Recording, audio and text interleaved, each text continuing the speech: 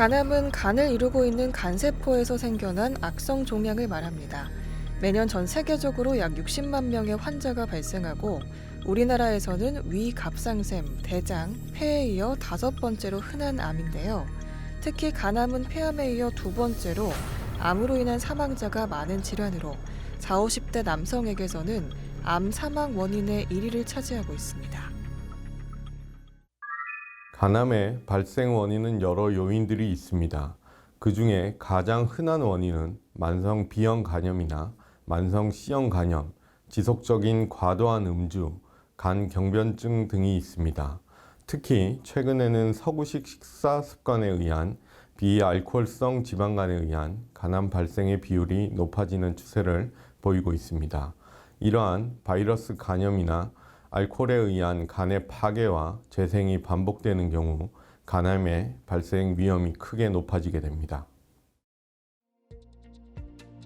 간암은 대체로 간염과 간 경변 등의 과정을 거쳐 생깁니다.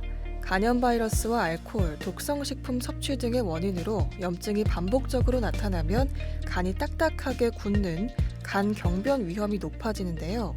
하지만 이런 단계를 건너뛰는 경우도 있습니다. B형 간염 환자의 10에서 15%에서는 간암이 바로 생깁니다. 간암은 소리 없이 무서운 암으로 알려져 있습니다. 이처럼 병이 많이 진행된 상태에서 발견되는 경우가 많습니다. 아주 초기에는 증상이 없는 경우가 많으며 간이 있는 오른쪽 윗배에 덩어리가 만져질 수 있습니다. 간암이 빠르게 커질 경우는 오른쪽 윗배에 통증이 발생할 수 있습니다. 또한 피부가 노래지는 황달, 식욕부진, 체중 감소 등 비특이적 증상이 나타날 수 있겠습니다.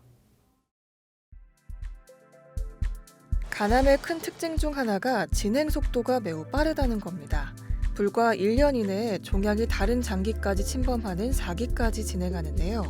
간은 해독, 살균 기능과 각종 대사 기능을 담당하다 보니 암세포가 혈관을 통해 이동하기가 쉽기 때문입니다. 수술적 절제가 가능한 경우 1년 생존율이 70에서 80%, 5년 생존율이 50에서 60%지만 3, 4기로 진행되면 대부분 1년을 넘기기 어렵다고 이야기합니다. B형, C형 간염의 증상은 피로감, 식욕 감소, 체중 감소 등 일상적인 증상과 다르지 않기 때문에 가족력이 있거나 평소 과음을 하거나 B형, C형 간염의 위험이 높은 40세 이상에서는 정기적으로 간 검사를 받는 것이 좋겠습니다. 또한 40세 이상 남녀 중에 간 경변증이나 B형 간염 바이러스 항원 또는 C형 간염 바이러스 항체 양성으로 확인된 간암 발생 고위험군은 반드시 6개월마다 검진을 받는 것이 좋겠습니다. 간암 자체는 초기에 치료하면 완치 등 좋은 결과를 기대할 수 있습니다. 하지만 간암 환자 대부분이 지니고 있으며 암 발생의 원인이 된 만성 B형이나 C형 간염, 간 경변증 등의 질환은 여전히 남게 되는데요. 문제는 이런 이유로 나빠진 간 기능은 회복되기가 어렵고 최선의 치료를 하더라도 암이 재발할 가능성이 높습니다. 간암은 종양의 개수 및 크기, 혈관 침범의 여부 등에 의해서 예후가 달라지게 되는데 간암 환자의 대부분이 간 경변증이나 만성 간염을 동반하고 있어 간 기능에 의해 생존 기간이 결정되는 경우가 많으며 실제로 간암 환자의 사망은 간암 자체가 아닌 간 기능의 저하가 주요한 원인이 됩니다. 또한 간암이 조기에 발견되는 경우 근치적 치료 후 상당히 좋은 결과를 보이고 있습니다.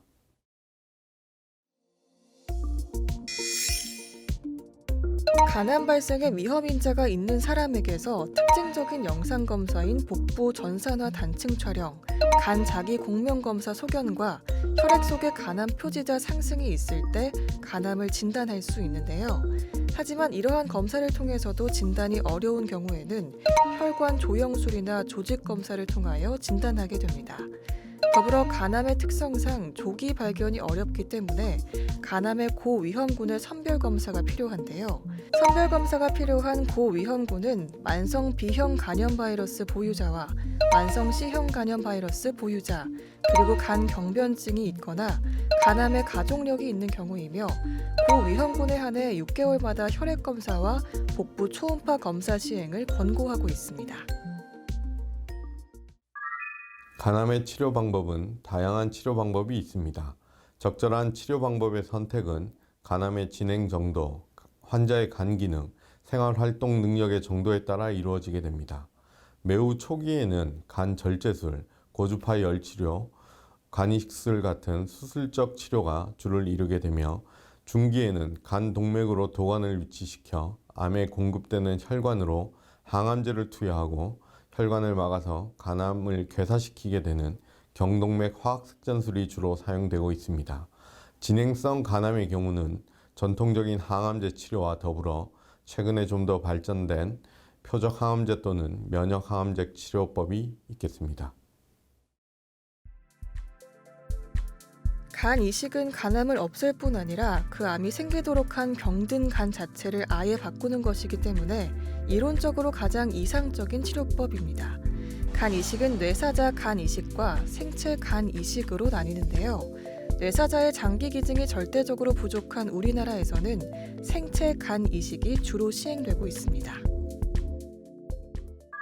초기 간암의 환자에서 간 경변증으로 식도 정맥류, 복수, 황달 등의 간 문맥 고혈압 증상이 있어 간 절제술로 치료가 어려운 경우 병든 간을 완전히 제거하고 건강한 간을 공여자에게서 기증을 받아 환자에게 간 이식술을 시행할 수 있겠습니다. 간 이식을 받았다고 안심할 수는 없습니다. 평생 면역 억제제를 먹어야 하는데요. 임의로 면역 억제제 복용을 중단했다가 간이 망가져 이식을 다시 받은 사례도 있습니다. 뒤늦게 복용하면 중단한 만큼 몰아서 먹어야 하기에 몸에 무리가 오게 될 수 있습니다. 우선 정상적인 일상생활을 유지하시고 가벼운 운동, 규칙적이고 영양 잡힌 식사를 하는 것이 회복에 도움이 됩니다. 무엇보다 당장 금주를 가장 먼저 하셔야 합니다. 또한 여러 약제, 한약, 건강기능식품 섭취는 주의를 하셔야 합니다. 그리고 간암은 치료 후 60에서 70% 정도의 환자에서 재발이 발생하는 암입니다. 따라서 치료 후 주기적인 검사를 통해 초기의 암 발생을 알아내는 것이 치료 성적을 높이게 해주므로 생활 습관 개선과 정기적인 검사를 시행하는 것이 좋겠습니다. 여기서 잠깐! 잘못된 의학 상식을 바로잡아 건강도 지키고 상식도 키우는 Yes or No! 간 이식은 혈액형이 같아야 할 수 있다는데 사실인가요? 노입니다. 간 이식은 수혈을 받을 수 있는 혈액형의 관계라면 가능합니다. 가령 AB형의 환자는 모든 혈액형의 기증자에게서 간을 기증받을 수 있습니다. 하지만 O형의 환자는 O형의 기증자에게서만 간을 기증받을 수 있습니다. 하지만 최근에 면역 억제제 발전과 이식술의 발전으로 혈액형이 불일치하더라도 간 이식술을 시행할 수 있게 되었습니다. 잘못된 의학 상식 깨치기 Yes or No 두 번째! 간암 치료를 받은 환자는 고단백 식사를 하지 말아야 한다는데 사실인가요? 세모입니다. 치료 후 환자의 간 기능에 따라 식이요법이 다릅니다. 일반적으로는 고단백 식사가 치료 후 간의 회복과 재생에 도움이 되지만 환자의 간 기능이 떨어져 있는 경우에는 고단백 식이에 의해 간성 뇌증이 발생할 수 있기 때문에 주의를 해야 합니다. 한편 약물, 한약, 건강기능식품 등으로 간 기능에 영향을 줄 수 있으므로 전문의와 상담하여 복용 여부를 결정해야 하겠습니다. 간암은 폐나 뼈로 전이가 많이 되므로 정기적인 점검이 필요합니다. 더불어 간암 발생의 고위험 환자들에게는 간암 조기 발견을 위한 정기검진과 함께 금연, 금주, 운동 등 만성 간질환의 진행을 늦추기 위한 생활습관 개선이 필요하겠습니다. B형, C형 간염, 지방간, 과음, 흡연 등 간암 고위험군에 해당하면 적극적으로 치료와 관리를 하셔야 합니다.